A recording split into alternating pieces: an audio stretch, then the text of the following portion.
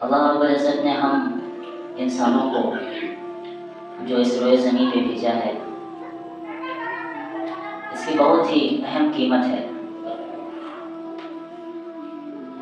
ہم اپنی قیمت کا اندازہ بھی نہیں لگا سکتے کہ اللہ تعالیٰ نے ہمیں کتنا قیمتی بنایا ہے، اور یہی بات ہے کہ ہمیں اپنے قیمت کا اندازہ نہیں ہونے کی وجہ سے ہم اپنے آپ کو بہت کمزور اور بہت ہی بے قیمت اور بہت ہی بے چار و بے بس محسوس کر رہے ہیں۔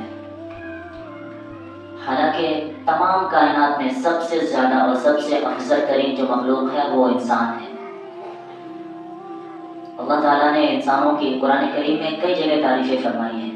لَقَدْ خَلَقْنَا الْإِنسَانَ فِي أَحْسَنِ تَقْوِيمٍ۔ ایسے بے شمار آیات ہیں کہ قرآن کریم میں انسانوں کی تعریفیں کی گئی ہیں۔ تو کچھ تو خصوصیت ہوگی ہم انسانوں کے اندر، کوئی تو کوالٹی ہوگی جس کے بیس پہ اللہ نے اپنے سب سے مقدس کتاب میں ہماری تعریف کی ہے۔ قرآن کریم کے اندر تذکرہ تو اور بھی لوگوں کا ہے، کافروں کا بھی ہے، شیطان کا بھی ہے، لیکن سب کے تذکرے کا طریقہ الگ الگ ہے۔ کسی پہ اللہ تعالیٰ نے لعنت بھیجا ہے اور کسی کی اللہ تعالیٰ نے تعریف فرمائی ہے۔ آج پوری دنیا مسلمانوں کی اہمیت کو سمجھ رہی ہے سوائے مسلمانوں کے۔ صرف ہمیں ہی اپنی قیمت کا اندازہ نہیں ہے، جس کی وجہ سے ہم در در کی ٹھوکریں کھاتے پھر رہے ہیں، لوگوں کے سامنے ذلیل ہو رہے ہیں۔ اس کی اصل اور بنیادی وجہ یہ ہے کہ ہم اللہ تبارک و تعالیٰ کو بھول گئے، جس نے ہمیں بنایا، جس نے ہمیں پیدا کیا، جس نے ہمیں عقل بخشی، جس نے ہمیں زندگی بخشی، جس نے ہمیں سوچنے سمجھنے کی طاقت دی، جس نے ہمارے جسموں کے اندر طاقت بخشی۔ ہم اس رب کو بھول گئے، اس کرنے والے کو بھول گئے۔ ہم اللہ سے دور ہوئے اور غیروں کے سامنے ہمیں اللہ نے ذلیل کر دیا، اور آج پوری دنیا کے انسان پریشان حال ہیں۔ ہر طرف افراتفری کا ماحول ہے، کسی کو سمجھ میں نہیں آ رہا ہے کہ کیسے کیا کریں۔ ہر گھر کے اندر ایک عجیب سی بے چینی کی کیفیت ہے، ہر انسان ایک دوسرے انسان سے ڈرا ہوا ہے، اور ہم جتنا بھی اپنے آپ کو بہتر بنانے کی کوشش کر رہے ہیں ہم اتنا ہی بگڑتے چلے جا رہے ہیں۔ ہم جتنا اپنے آپ کو بہتر کرنے کی کوشش کر رہے ہیں، اپنے اوپر محنت کر رہے ہیں، اتنے زیادہ ہم پریشانیوں کے شکار ہوتے چلے جا رہے ہیں۔ لیکن ہم نے کبھی غور اس بات پہ نہیں کیا کہ آخر غلطی کہاں ہو رہی ہے، ہم سے فالٹ کدھر ہے۔ پہلے کے زمانے میں ہمارے پاس وہ ساری چیزیں نہیں تھی جو اس وقت ہمارے پاس ہے، لیکن اس وقت ہم زیادہ سکون سے رہ رہے تھے، لیکن آج ہمارے پاس رہنے کے لیے بہترین گھر بھی ہے، عالیشان گاڑیاں بھی ہیں، گھر پہ پنکھے بھی ہیں، فریج بھی ہے، سب کچھ ہے، لیکن پھر سکون کہاں چلا گیا ہمارا؟ آپس سے محبت کدھر چلے گئی؟ اتنے زیادہ پریشان ہم کیوں ہیں؟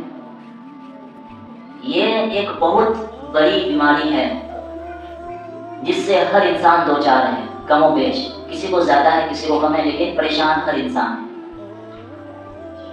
میں ایک کارگزاری آپ لوگوں کے سامنے پیش کرنا چاہوں گا۔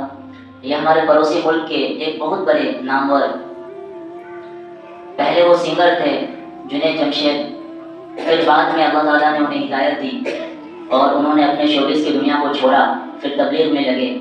تو انہوں نے اپنی کارگزاری خود بتائی تھی کہ وہ اس وقت کا اپنے ملک کا سب سے بڑا سنگر ہوا کرتا تھا، بہت زیادہ پاپولیرٹی تھی اس کی، ہر طرف اس کے چرچے تھے، پوسٹروں پہ بڑی بڑی ہورڈنگ اس کی لگی ہوئی رہتی تھی، لیکن اس کے دل میں کوئی سکون نہیں تھا، عجیب طرح کی کیفیت تھی دل میں۔ حالانکہ اس کے بعد وہ ہر چیز تھا جو ہم چاہتے ہیں کہ ہمارے پاس بہترین بنگلہ ہو، بہترین گاڑی ہو، لوگ جب ہم راستے سے نکلے تو لوگ آٹوگراف کے لیے لائن باندھ کے کھڑے رہیں، یہ ساری چیزیں ہمارے اندر ہوتی ہیں کہ لوگ ہمیں سلام کریں، وہ ساری چیز اس کے پاس تھی، لیکن اس کے دل کو اندر سے سکون نہیں تھا۔ تو انہوں نے خود اپنی یہ کارگزاری بتائی تھی۔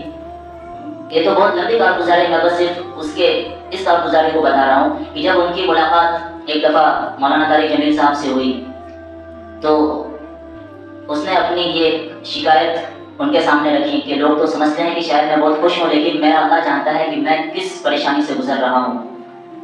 میرے پاس وہ ساری چیزیں ہیں جو میرے طرح کے نوجوانوں کی خواہش ہوتی ہے۔ اس کم عمر میں نے اپنے عزت کے اس مقام کو پایا ہے کہ لوگ اس کے بارے میں گمان بھی نہیں کر سکتے ہیں، لیکن پھر بھی میرا دل بالکل بے چین ہے، مجھے سکون کسی بھی طرح سے نہیں مل رہا ہے، نہ مجھے کھانے میں مزہ آ رہا ہے، نہ مجھے کہیں گھومنے پھرنے میں مزہ آ رہا ہے، نہ مجھے لوگوں سے ملاقات کرنے میں کسی بھی طرح کی کوئی دلچسپی ہے، ہر طرح سے میں پریشان ہوں، میں کیا کروں؟ تو مولانا طارق جمیل صاحب نے انہیں ایک بہت بہترین چیز بتائی قرآن و حدیث کی روشنی میں. یہ چیز صرف اس انسان کے لیے نہیں بلکہ یہ چیز ہم سب کے لیے ہے کہ آج ہم جو پریشان ہیں اس پریشانی کا واحد علاج کیا ہے. تو انہوں نے جنید جمشید رحمۃ اللہ علیہ سے کہا کہ انسان جو بنتا ہے وہ دو چیزوں سے بنتا ہے، ایک تو ہے مٹی سے اور ایک ہے اس کی روح سے.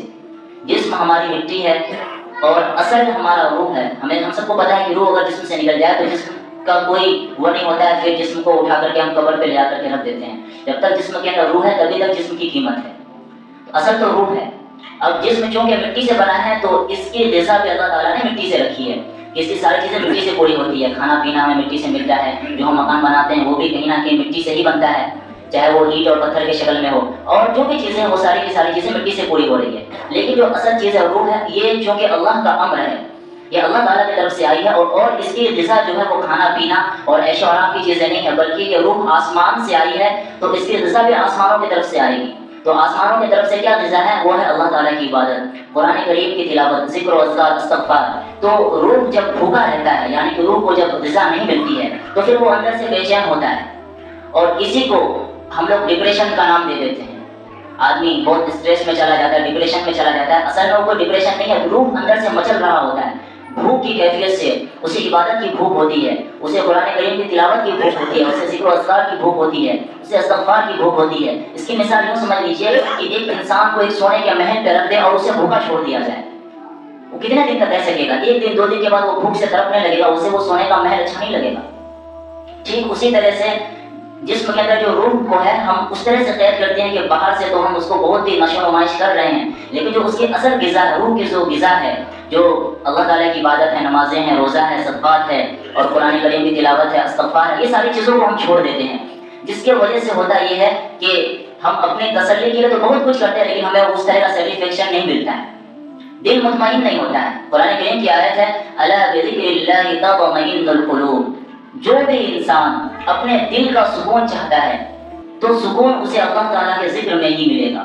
اللہ تعالیٰ کے ذکر کے علاوہ ہم دنیا میں کہیں بھی سکون کھوج لیں، تھوڑی دیر کے لیے سکون ہمیں مل سکتا ہے. ہم بہت گرمی سے نکل کے اے سی میں جائیں گے، 5 منٹ کے لیے ہمیں راحت ملے گی، لیکن اس کے بعد پھر وہ ویسا ہی ہو جائے گا. ہم کسی بھی کام کو کر لیں، چاہے اسٹریس اور ڈپریشن سے نکلنے کے لیے ہم گانوں کو سننے کی کوشش کریں، کچھ بھی کریں، ہو سکتا ہے 5-10 منٹ کے لیے وہ آپ کے ذہن کو ریلیکس دے، لیکن وہ آپ کو مطمئن نہیں کر پائے گا.